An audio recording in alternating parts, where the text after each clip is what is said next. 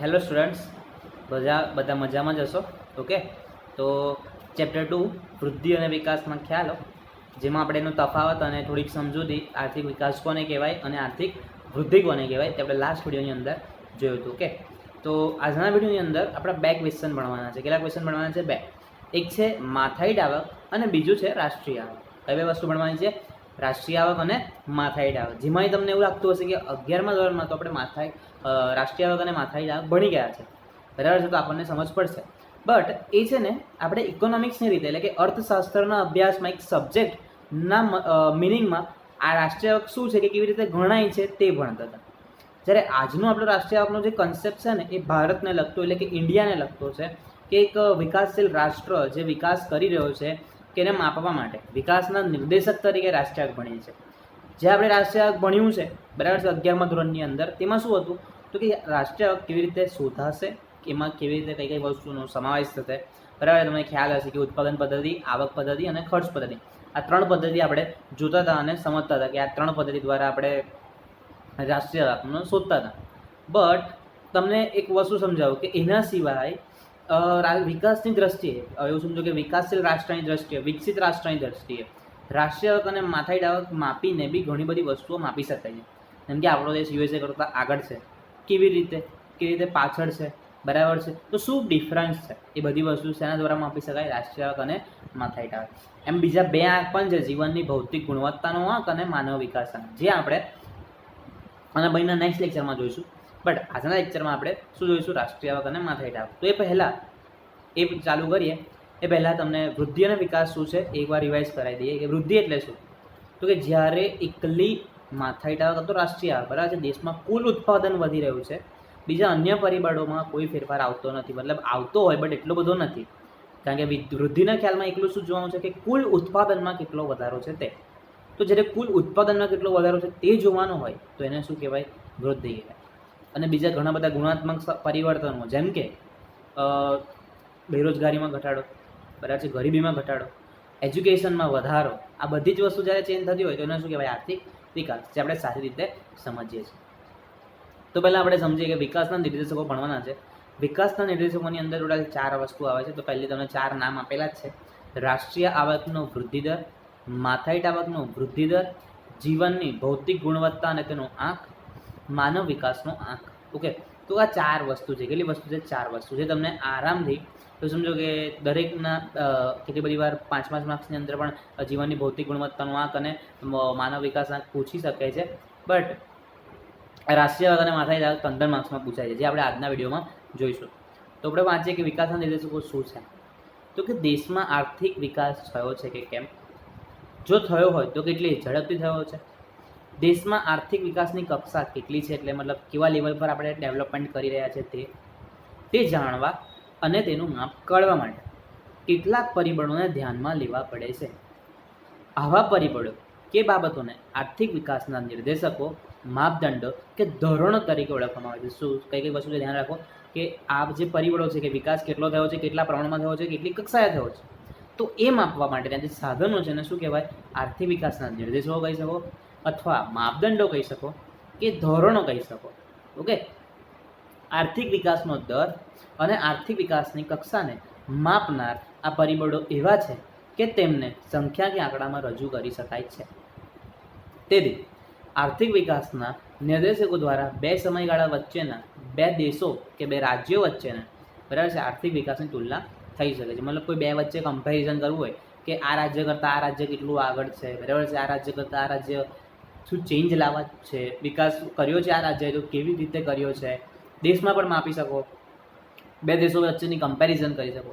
But તમને આમાં છે ને સૌથી સારા આંકડા બે રાજ્યો વચ્ચેના મળે, બિકોઝ બંને રાજ્ય એક જ દેશની અંદર આવે છે, તો બંનેને માપવાની જે રીતો હશે સેમ હશે, તો તમને આંકડા પરફેક્ટ મળશે. બે દેશો વચ્ચેનું કદાચ એ લોકોની અલગ અલગ માપવાની પદ્ધતિ હોય તો કદાચ થોડું ઘણું વેરિએશન્સ આવી શકે, થોડો બદલાવ આવી શકે છે. પણ આમાં જ્યારે બે રાજ્યોની તુલના કરવામાં આવે તેવું કોઈ દિવસ પોસિબલ થતું નથી. આગળ શું કહે છે? તો કે જેમ થર્મોમીટર શરીરના તાપમાનમાં રહેલા કે થયેલા ફેરફારને માપે છે, નોંધે છે, તેમ આ પરિબળ દેશના વિકાસને માપે છે. બરાબર છે. તો આ વિકાસના નિર્દેશકો એટલે શું છે? તો કે આર્થિક વિકાસ માપવાના પરિબળો છે. 4 છે. રાષ્ટ્રીય આવકનો વૃદ્ધિદર, માથાઈડ આવકનો વૃદ્ધિદર, જીવનની ભૌતિક ગુણવત્તા અને તેનું આંક અને માનવ વિકાસ આંક. તો રાષ્ટ્રીય આવકનો વૃદ્ધિ દર. આ નિર્દેશક મુજબ પહેલાં તો હું તમને આખું પેરેગ્રાફ વાંચી દઉં પછી તમને હું સમજાવું છું કે આ નિર્દેશક જો દેશની વાસ્તવિક રાષ્ટ્રીય આવકમાં લાંબા ગાળા સુધી સતત વધારો થઈ રહ્યો હોય તો આર્થિક વિકાસ થયો છે તેમ ગણાય. તો કે આર્થિક વિકાસની વ્યાખ્યા શું આપી?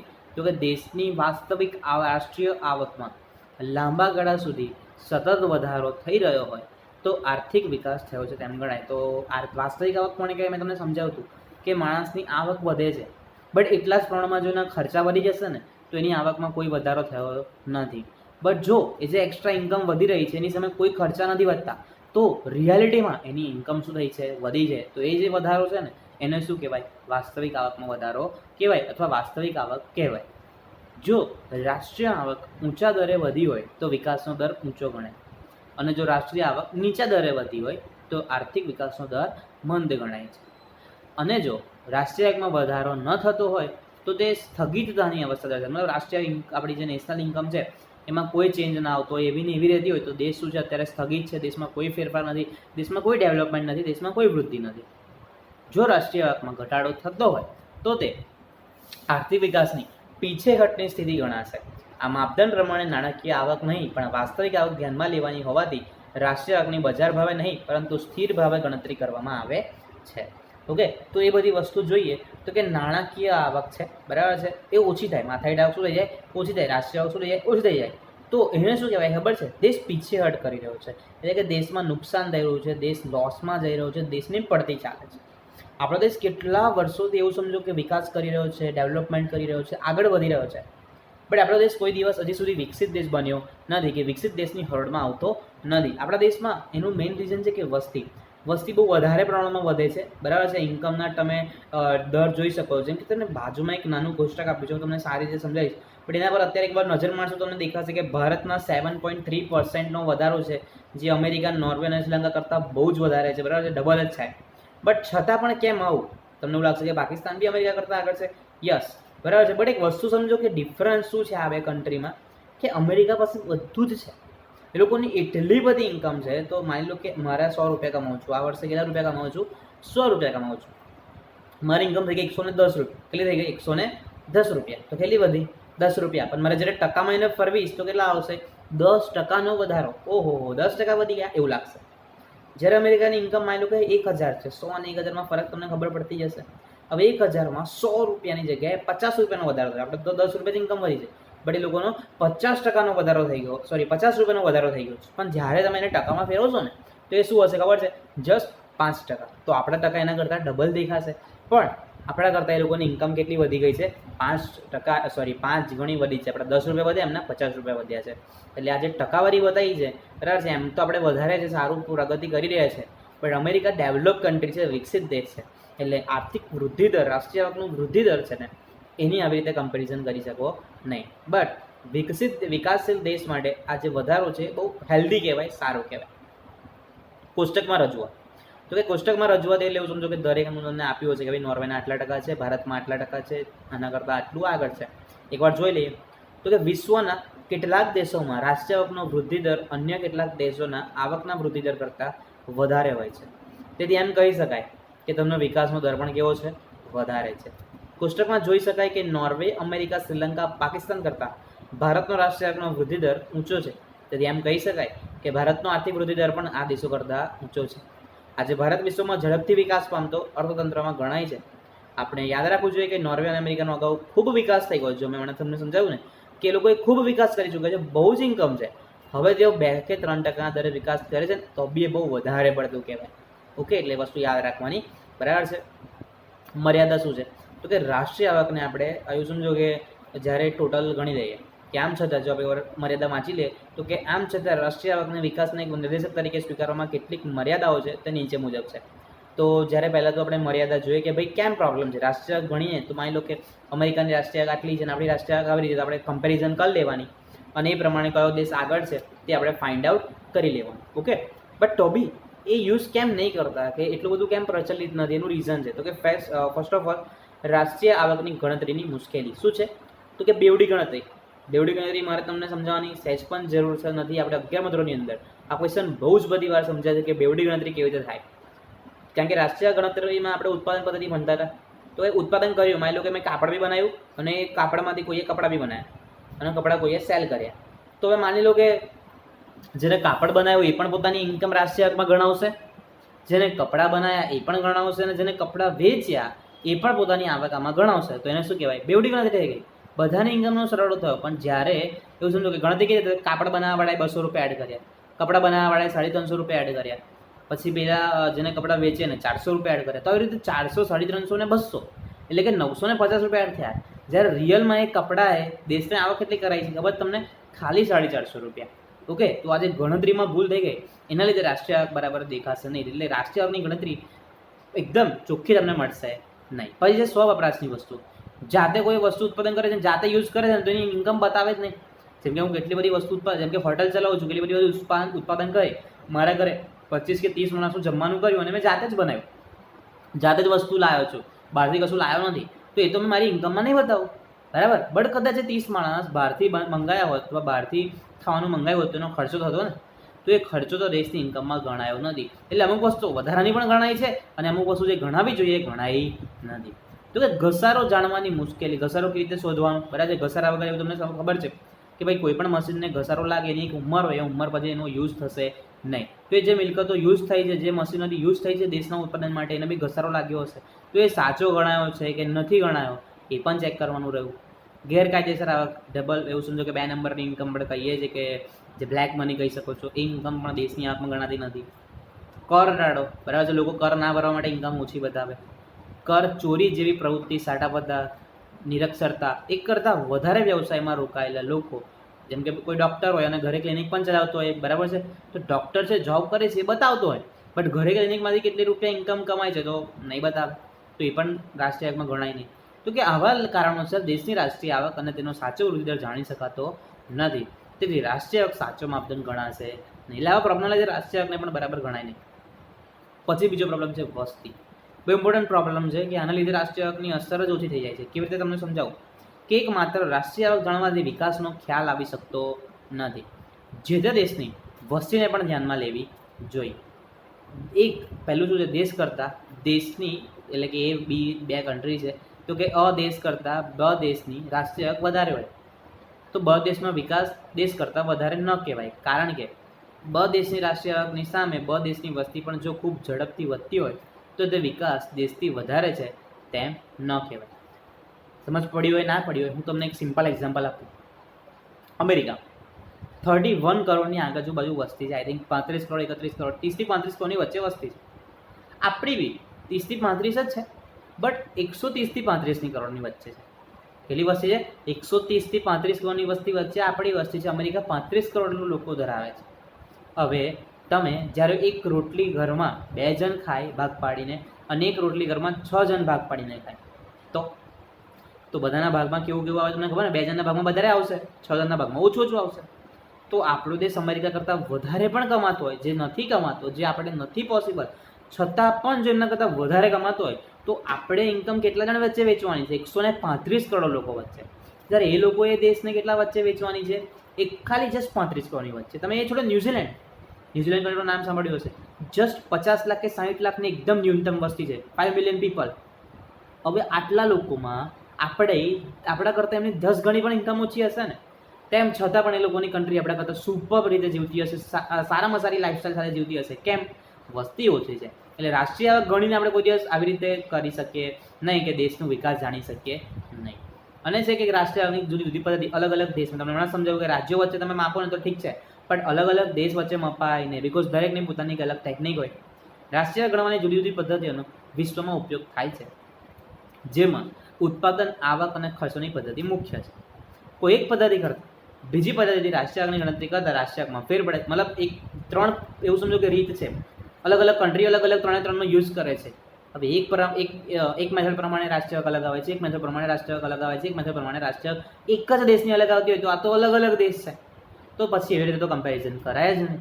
ઓકે, તો બધા દેશો જુદી જુદી પદ્ધતિ રાષ્ટ્રીય આવક ગણે તો આંતરરાષ્ટ્રીય તુલના મુશ્કેલ બને છે. એના પછી આવે છે તમારો માથાદીઠ આવક. કે તો માથાદીઠ આવક શું છે? તો કે માથાદીઠ આવક જે રાષ્ટ્રીય આવક છે ને ત્યાં સુધી તો બરાબર બધું પરફેક્ટ છે, પણ રાષ્ટ્રીય આવકને દેશની કુલ વસ્તી વડે ખાલી ભાગાકાર કરો એટલે તમને પ્રતિ વ્યક્તિ એટલે કે વ્યક્તિ દીઠ આવક મળશે. એને શું કહેવાનું? માથાદીઠ આવક. પડી ખબર? શું કહું છું ખબર પડે ને કે દેશની કુલ વસ્તી તો એ જોવાની જ છે, બરાબર છે. રાષ્ટ્રીય સુધી તો બધું બરાબર જ છે, અને દેશની વસ્તીને એ રાષ્ટ્રીય આવક વડે ભાગાકાર કરી દેશો એટલે તમને શું મળી જશે? માથાદીઠ આવક મળી જશે. ઓકે, તો શું છે? તો કે આ નિર્દેશક મુજબ જો દેશની માથાદીઠ વાસ્તવિક આવકમાં લાંબા ગાળા સુધી સતત વધારો થતો રહે તો આર્થિક વિકાસ થયો છે તેમ કહેવાય. અહીં માથાદીઠ આવક એટલે કે સરેરાશ માથાદીઠ આવક દેશની કુલ રાષ્ટ્રીય આવકને અંડરલાઈન કરો, તમને ડેફિનેશન મળે છે કે દેશની કુલ રાષ્ટ્રીય આવકને વસ્તીના કુલ પ્રમાણ વડે ભાગતા જે સરેરાશ આવક આવે તે શું છે? માથાદીઠ આવક છે. આમાં નિર્દેશક દેશની વસ્તીને પણ ધ્યાનમાં લે છે અને રાષ્ટ્રીય આવકના નિર્દેશક કરતાં ચડિયાતું છે. તો કે રાષ્ટ્રીય આવકની પ્રોબ્લેમ શું હતો? રાષ્ટ્રીય આવક કેમ નહોતા ગણતા? એનો સૌથી મેજર પ્રોબ્લેમ હતો વસ્તી. તો એ આપણે માથાદીઠ આવક આપણને શું કરી આપે છે? સોલ્વ કરી આપે છે. એટલે એ શું છે? રાષ્ટ્રીય આવક કરતાં માથાદીઠ આવકનો કન્સેપ્ટ ચડિયાતો છે. સંયુક્ત રાષ્ટ્ર સંઘ એટલે કે યુનાઇટેડ નેશન્સના નિષ્ણાતો માથાદીઠ આવકના નિર્દેશકને સ્વીકારવાની હિમાયત કરે છે કે એવું સમજો કે યુનાઇટેડ નેશન્સ દરેક કન્ટ્રીનો ભાગ છે, તો એ લોકો દેશની કમ્પેરિઝન કરવા માટે કયા પરિબળ એટલે કે કયા સાધનનો યુઝ કરવાનું કહે છે? કે માથાદીઠ આવકનો યુઝ કરવાનું કહે છે. રાષ્ટ્રીય આવકની જેમ માથાદીઠ આવક વધારે હોય અને વધવાનો દર ઊંચો હોય તો તે દેશનો વિકાસનો દર ઊંચો ગણાય. જો માથાદીઠ આવક નીચા દરે વધે તો વિકાસનો દર નીચો ગણાય, અને જો માથાદીઠ આવકનો વધારો ન થતો હોય તો વિકાસની સ્થગિતતા આવી છે તેમ કહેવાય. અને જો કોઈ દેશની આવક ઘટતી હોય તો વિકાસની પીછેહટ. સેમ રાષ્ટ્રીય આવક વધે તો વિકાસ, ના વધે સ્થિર રહે તો સ્થગિતતા, અને ઘટે તો દેશને નુકસાન અથવા દેશમાં અધોગતિ. ઓકે, આર્થિક વિકાસનો અંતિમ હેતુ જીવન ધોરણ સુધારીને માનવ વિકાસ ઊંચે લઈ જવાનો છે, અને તે માટે માથાદીઠ આવકનો વધારો તેનું ઉત્તમ નિર્દેશક છે. જો વિકાસથી લોકોનું જીવન ધોરણ સુધરે નહીં તો તે સાચા અર્થમાં વિકાસ નથી. તેથી જ માથાદીઠ આવકનો વધારો એ પ્રજાના ભૌતિક કલ્યાણમાં થતા વધારાનો વધુ સારો નિર્દેશક છે. માથાદીઠ આવકમાં વધારો એ વ્યક્તિની ભૌતિક સુખાકારીમાં વધારો કરે છે, અને તેથી તે વિકાસનો સાચો માપદંડ છે. એટલે માથાદીઠ આવકમાં એવું સમજો કે એક પ્રતિ વ્યક્તિની આવક મળશે તો તમે રાષ્ટ્રીય આવક કરતાં સારું એક ખ્યાલ મેળવી શકશો કે ભાઈ કે દેશમાં એક માણસ પાસે આટલી ઇન્કમ તો છે જ, બરાબર છે, મિનિમમ.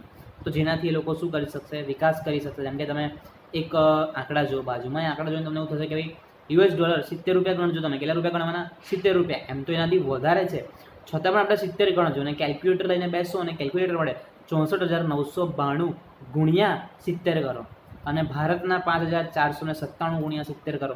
એટલે તમને ખબર પડશે કે નોર્વે અને અમેરિકાના લોકો કેવું જીવે છે અને ઇન્ડિયાના લોકો કેવું જીવે છે.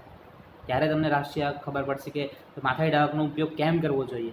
એમ જોવા જઈએ તો આપણા દેશમાં 135 કરોડ વસ્તી છે, તો એ લોકોની કમ્પેરમાં આપણે એમના કરતાં થોડોક ડિફરન્સ દેખાશે, થોડાક જ કરોડ આપણે એમના કરતાં પાછળ હોઈશું. પણ જ્યારે તમે માથાદીઠ આવક જોશો તો ખબર પડશે કે એ લોકોનું પર પર્સન એટલે કે માણસ કેટલું કમાય છે અને આપણો પર પર્સન કેટલું કમાય છે, જેમાં તમને ડિફરન્સ જોવા મળશે કે બે દેશ વચ્ચેની લાઇફસ્ટાઈલ કેટલી અલગ છે. અને એમાં પણ અલગ અલગ વ્યક્તિનું, જેમ કે 5,497 એટલે 6,000 ગણીએ ગુણ્યા 70 કરીએ તો 7,42 4,20,000. પણ શું આપણા દેશનો દરેક વ્યક્તિ 18 વર્ષની ઉપરનો 4,20,000 રૂપિયા કે 4.5 લાખ રૂપિયા જેટલું કમાતો હશે? નહીં કમાતો હોય. તો આ જ વસ્તુ છે, બરાબર છે, જેના લીધે દેશની પ્રગતિ અટકે છે. કોષ્ટકમાં રજૂઆત બરાબર છે 11 થી 12 ગણીને તમે જોઈ શકો છો. તમે વાંચશો એટલે તમને ખ્યાલ આવશે કે આ જે કોષ્ટકમાં જે પણ આપ્યું છે એ તમને બતાવશે અને કેટલા દરથી વૃદ્ધિ દર છે તે પણ સમજાવ્યો છે. હવે કે રાષ્ટ્રીય આવક માપવાની પદ્ધતિમાં મર્યાદા હતા, તો એવી જ રીતે માથાદીઠ આવકમાં પણ ઘણી બધી મર્યાદાઓ છે. તેમાં પહેલું છે માત્ર અંદાજ. તો કે દેશની રાષ્ટ્રીય આવક દર વર્ષે ગણાય છે, તેથી તેના આંકડા આપણને લગભગ સાચા મળી રહે છે, પરંતુ દેશની વસ્તી દર વર્ષે ગણાતી નથી. એટલે ભારતમાં વસ્તી દર વર્ષે 10 વર્ષે ગણાય છે, એટલે કે બાકીના વસ્તીના આંકડા માત્ર અંદાજો બાંધવામાં આવે છે, તેથી માથાદીઠ આવક મળતી નથી. વસ્તી દર 10 વર્ષે શોધાય છે આપણે સાચી માહિતી, પણ આપણે સૂચકાંક યુઝ કરીએ, સ્ટેટના જે કેટલા બધા સાધનો છે એનો યુઝ કરીને આ વર્ષે કેટલી હશે એવો અંદાજો લગાવ્યો છે, પણ એ સાચી તો નથી ને. એ સાચી નથી એટલા માટે આપણે માથાદીઠ આવકમાં એક પ્રોબ્લેમ છે કે ભાઈ વસ્તીના આંકડા સાચા છે કે નહીં. જે વર્ષે વસ્તી શોધી છે, બરાબર છે, જેના આંકડા મળ્યા છે તો એ તો ઠીક છે, પણ બાકીના 10 વર્ષના આંકડા બરાબર હશે કે નહીં, એટલે માત્ર શું કહેવાય, અંદાજા પર ડિપેન્ડ કરે છે. રાષ્ટ્રીય આવક માથાદીઠ આવક ગણવાની મુશ્કેલી. જેવી જ રીતે રાષ્ટ્રીય આવક ગણવાની મુશ્કેલી હતી, તો ઓબ્વિયસલી માથાદીઠ આવક ઇઝ ઇક્વલ ટુ રાષ્ટ્રીય આવકના છેદમાં કુલ વસ્તી. તો રાષ્ટ્રીય આવક શોધવામાં મુશ્કેલી છે, તો માથાદીઠ આવક પણ મુશ્કેલી તો રહેવાની જ છે, બિકોઝ રાષ્ટ્રીય આવક નહીં મળે તો માથાદીઠ આવક નહીં મળે. માથાદીઠ આવક માત્ર સરેરાશ દર્શાવે છે, શું કહે છે તો કે માથાદીઠ આવક એ માત્ર સરેરાશ આવક દર્શાવે છે. આ સરેરાશ ના ધરે કોઈ નિર્ણય ના લઈ શકાય કે દેશોની વિકાસની કક્ષા જાણી શકાય. જો માથાદીઠ આવક વધે અને દેશોમાં આવકની વહેંચણી સમાન રીતે થાય તો જ આર્થિક વિકાસ થયો છે તેમ કહેવાય. જો વહેંચણી અસમાન રીતે થયેલી હોય તો વિકાસ થયો નથી તેમ કહેવાય. તેથી પણ માથાદીઠ આવક રૂપી નિર્દેશક ખામી ભરેલો ગણાય છે. મેં તમને હમણાં સમજાવ્યું કે 4,25,000 રૂપિયા કે 4,50,000 જેવી રાષ્ટ્રીય આપણી માથાદીઠ આવક આવે છે, પણ શું દરેક 18 વર્ષની ઉપરનો વ્યક્તિ એટલું કમાય છે? નથી કમાતો. જ્યારે એ કમાશે ને તો કહેવાશે કે યસ હવે પ્રોપરલી વિકાસ કે ડેવલપમેન્ટ થાય છે, બરાબર. બાકી ગરીબો તો ગરીબ જ રહેશે.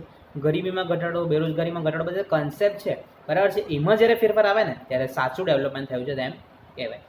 પછી આવે છે સરખામણીની મુશ્કેલ. તો કે દુનિયાના દેશોની માથાદીઠ આવક પોતાના ચલણમાં દર્શાવે, જેમ કે અમેરિકા ડોલરમાં, ઇન્ડિયા રૂપિયામાં, રશિયા રૂબલમાં, યુરોપિયન કન્ટ્રીઝ યુરોમાં, બરાબર છે. જે ઓપેક કન્ટ્રીઝ છે, પછી ઓલ પ્રોડક્ટ એફિશિયન્સ કન્ટ્રીઝ, બરાબર છે. ઇઝરાયલ, ઈરાન, ઈરાક પોતાના અલગ અલગ ચલણમાં કરતા હશે. ચીન, યેન, યાન, જાપાનની વાત કરી, પોતાના અલગ અલગ રીતે ઇન્કમ શોધતા હશે. હવે બધાને એક જ ચલણમાં માપવું, બરાબર છે, અને ફેરવ્યા પછી એ જ ચલણમાં ફેરવ્યા પછી પણ આંકડા સાચા હશે કે નહીં એનો પ્રોબ્લેમ, એવા ઘણા બધા પ્રોબ્લેમ ફેસ કરવા પડે છે.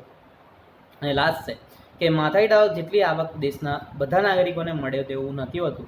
માથાદીઠ આવકનો નિર્દેશક જેટલું નિર્દેશ કરે છે તેના કરતાં વધારે છુપાવે છે, તેથી તે સાચું નિર્દેશક નથી, બરાબર છે. 1% લોકો, ઇન્ડિયાના 1% લોકો આપણી ઇન્ડિયાની 45% સંપત્તિના માલિક છે. તો તમે વિચારજો કે લોકો પાસે કેટલી પ્રોપર્ટી હશે, અને બાકીના 19% લોકો દેશની 11 કે 10%ની અંદર જ પોતાનું જીવન ચલાવે છે. તો એ લોકો પાસે કેટલું અઘરી હશે જિંદગી, એ લોકોની લાઈફસ્ટાઈલ કેટલી વિચિત્ર હશે, બરાબર. તમે વિચારો કે વીજળી, પાણી, ખાવા પીવા, રહેવા માટે કશું જ નથી અને જીવી રહ્યા છે, બરાબર છે. આ એક દેશનું બીજું પાસું છે. તો આ તો આપણો ક્વેશ્ચન, બરાબર છે. કોઈ પણ ડિફિકલ્ટ હોય બંને ક્વેશ્ચનમાં, કોઈ પણ વર્ડમાં, કોઈ પણ પોઈન્ટમાં તમે મને કોલ કરીને પૂછી શકો છો. ઓકે, તો ગુડ ડે, મળીએ.